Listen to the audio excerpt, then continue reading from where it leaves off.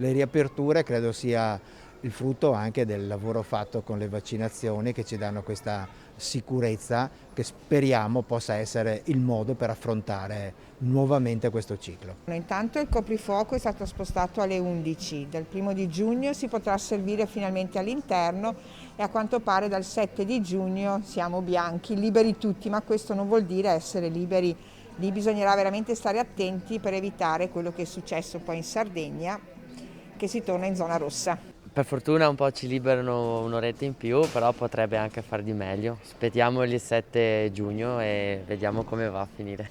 Sono preoccupata dei giovani che non hanno responsabilità.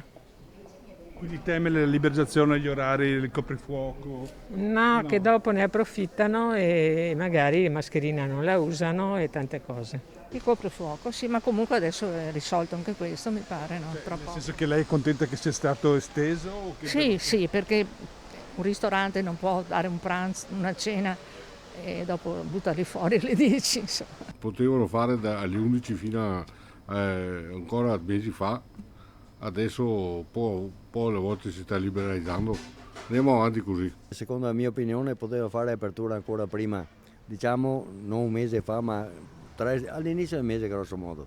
Tanto in ritardo secondo me, per le palestre soprattutto e anche per le piscine, perché noi andavamo in piscina con i piccoli e nonostante comunque mantenessimo la distanza e tutto è più di un anno adesso, quindi è un lungo periodo.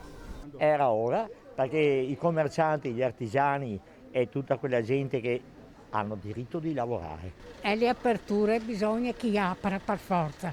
Adesso siamo quasi tutti vaccinati, cominciano i giovani da 40 anni, allora basta, un po' di sentimento che si gira.